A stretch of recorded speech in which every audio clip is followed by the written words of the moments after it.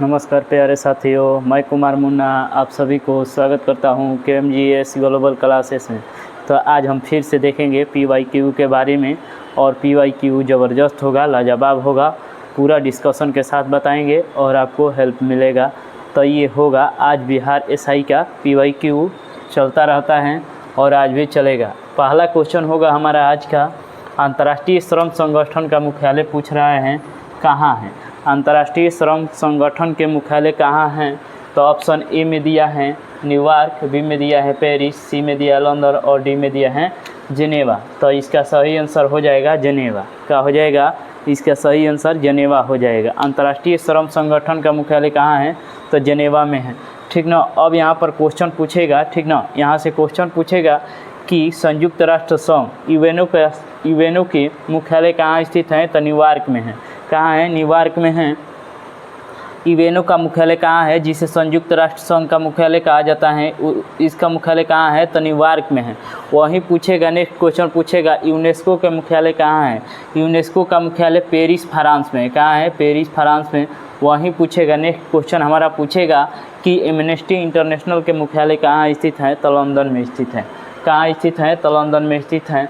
पूछेगा, एक बार फिर से रिकॉल करेंगे, अंतर्राष्ट्रीय श्रम संगठन के मुख्यालय कहाँ स्थित है? तो जिनेवा में स्थित है। वहीं पूछेगा कि संयुक्त राष्ट्र संघ का मुख्यालय कहाँ स्थित है? तो न्यूयॉर्क में स्थित है। वहीं पूछेगा यूनेस्को के मुख्यालय कहाँ स्थित है? तो पेरिस फ्रांस में स्थित है।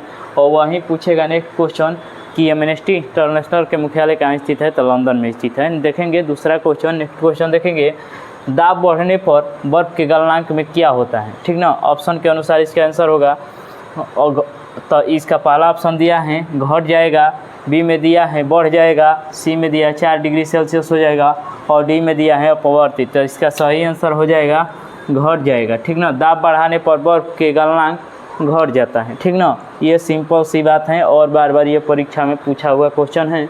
बिहार दरोगा के PYQ में ये पूछा हुआ है। नेक्स्ट क्वेश्चन देखेंगे, निम्न में से कनिष्क की राजधानी कौन सी थी? कनिष्क जब शासक बना था तो उसकी राजधानी कौन थी उनको बताना है। ठीक ना। तो ए में दिया है तक्षशिला, बी में दिया है श्रीनगर, सी में दिया है पुरुषपुर पेशावर और डी में दिया है सियालकोट।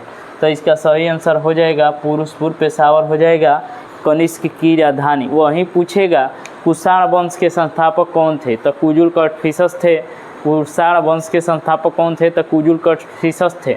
और पूछेगा कुषाण वंश के महान शासक यानी महान शासक कौन था जिसका उत्कर्ष ज़्यादा था, यानी कौन था? तो कनिष्क था। महान शासक कौन था? तो कनिष्क था। कनिष्क था। कौन था? कनिष्क था। पूछेगा शक संवत किसने चालू किया था? तो कनिष्क ने किया था। पूछेगा कनिष्क गद्दी पर कब बैठा था?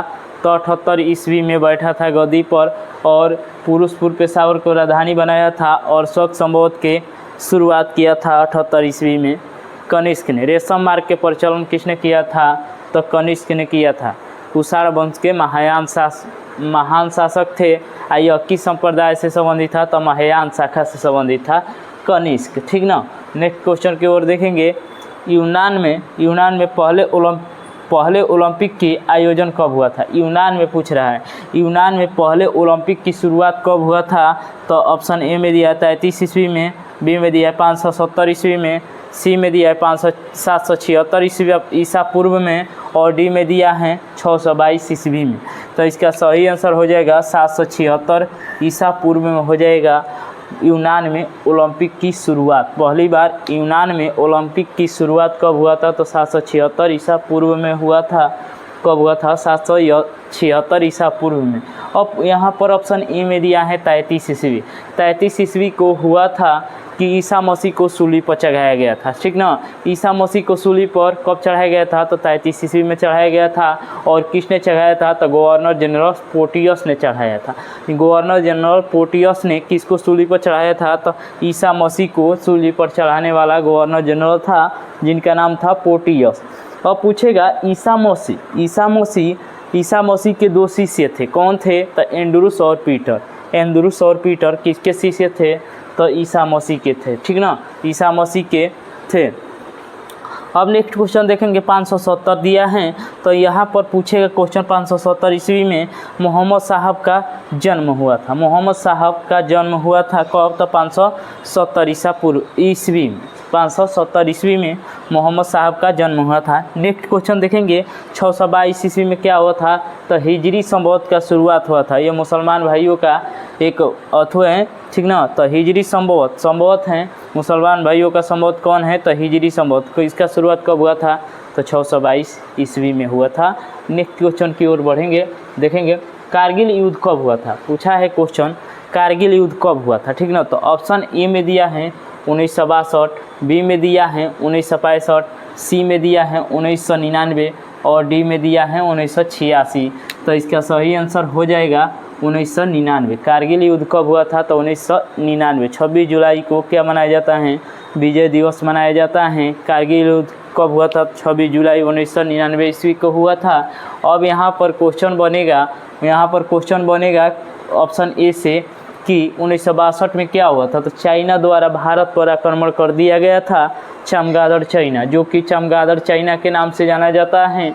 रोगों का पूरा विश्व को मरीज बनाने वाला कौन है? तो चाइना है, ठीक ना। चाइना है जो कि भारत पर आक्रमण कर दिया था। कब किया था? तो 1962 ईस्वी में किया था। किसने किया था? तो चीन ने किया था। चीन ने किया था भारत पर आक्रमण कब? तो 1962 ईस्वी में। अब 1965 ईस्वी में क्या होगा?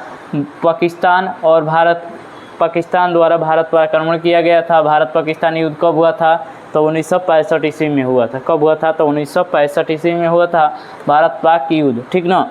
अब नेक्स्ट क्वेश्चन पूछेगा, डी नंबर से बनेगा क्वेश्चन कि 1986 में क्या हुआ था। तो एक मोस्ट VVI घटना हुआ था। ये क्वेश्चन पूछा हुआ है कि चेरनोबिल दुर्घटना, परमाणु दुर्घटना कब हुआ था? तो 1986 ईस्वी में हुआ था। चेरनोबिल दुर्घटना किस स्थान पर हुआ था? तो यूक्रेन में हुआ था। कहाँ हुआ था? तो यूक्रेन में हुआ था। चेरनोबिल दुर्घटना कहाँ हुआ था? तो यूक्रेन में हुआ था। कब हुआ था? तो 1986 ईस्वी में हुआ था। नेक्स्ट क्वेश्चन हमारा होगा आज का अगला क्वेश्चन होगा कि एशियाई खेलों में बैडमिंटन को पहली बार कब शामिल किया गया था ना। पूछा है क्वेश्चन कि एशियाई खेलों में बैडमिंटन को पहली बार कब शामिल किया गया था ना, एशियाई खेल में। तो ऑप्शन ए में दिया है 1962, बी में दिया है 1958, सी में दिया है 1982 और डी में दिया है 1954। तो इसका सही आंसर हो जाएगा 1962 हो जाएगा। पहली बार बैडमिंटन को शामिल किया गया था एशियाई खेल में कब? तो 1962 ईस्वी में किया गया था। कब किया गया था? तो 1962 ईस्वी में। और नेक्स्ट क्वेश्चन यहाँ से बनेगा कि हैंडबॉल को कब स्थापित किया गया था। हैंडबॉल को कब स्थापित किया गया था? 1958 ईस्वी में किया गया था। हैंडबॉल को कब शामिल किया गया था? तो 1958 ईस्वी में। वहीं पूछेगा घुड़सवारी को कब स्थापित किया गया था? तो 1982 ईस्वी में किया गया था। अब मुक्केबाजी को पूछेगा तो कब हो जाएगा? 1954 ईस्वी में हो जाएगा। नेक्स्ट क्वेश्चन हमारा होगा आज का लास्ट क्वेश्चन है कि डायमंड किस खेल से संबंधित है। डायमंड एक खेल से संबंधित है, ठीक ना। डायमंड शब्द हैं जो किस खेल से संबंधित है पूछ रहा है हमारा क्वेश्चन पूछ रहा है कि डायमंड शब्द हैं जो किस खेल से संबंधित है, ठीक ना। इनमें 4 खेल दिया है, उसमें से एक खेल से संबंधित हैं। तो इसका सही आंसर हो जाएगा बेसबॉल से संबंधित है कौन? डायमंड किससे संबंधित है? तो बेसबॉल से संबंधित है। वहीं पूछेगा होम किससे संबंधित है? तो बैडमिंटन से बेसबॉल से संबंधित है।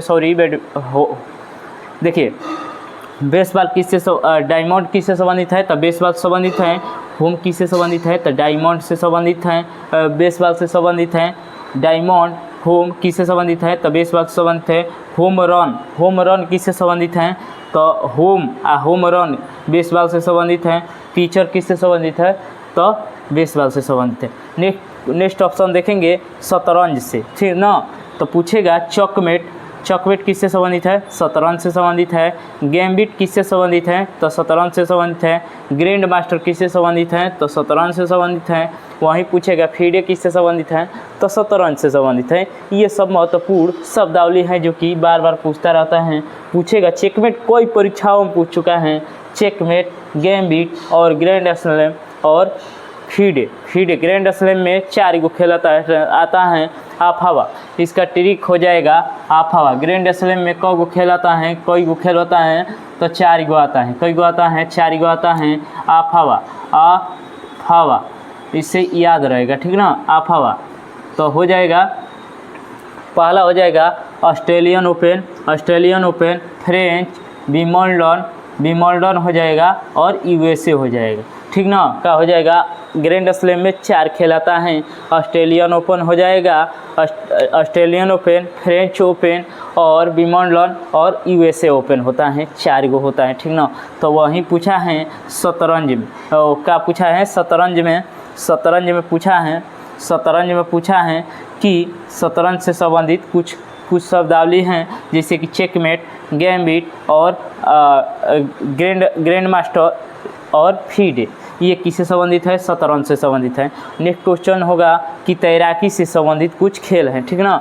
तैराकी से हो जाएगा, हाँ, तो तैराकी से हो जाएगा फ्रंट क्रॉल का हो जाएगा। फ्रंट क्रॉल किससे संबंधित है, तो तैराकी से संबंधित है। बटरफ्लाई किससे संबंधित है, तो तैराकी से संबंधित है। और स्ट्रोक किससे संबंधित है, तो तैराकी से संबंधित है। ब्रेक स्ट्रोक किससे संबंधित है, तो तैराकी से संबंधित है, ठीक ना। तैराकी खेल से front crawl, butterfly, stroke, break stroke किससे संबंधित है, तो तैराकी से संबंधित है। वही नेक्स्ट क्वेश्चन पूछेगा कि पंच, अपर कट, नॉक आउट और नॉक ब्रेक, ये सभी शब्द किससे संबंधित है, तो मुक्केबाजी से संबंधित है। अब यहाँ पर कुछ और है फैक्ट कि क्यू पूछेगा किससे संबंधित है, तो बिलियर्ड से संबंधित है। जिगर किससे संबंधित है, तो बिलियर्ड से संबंधित है। और वहीं पूछेगा बंकर और चक्कर किससे संबंधित है, तो पोलो से संबंधित है।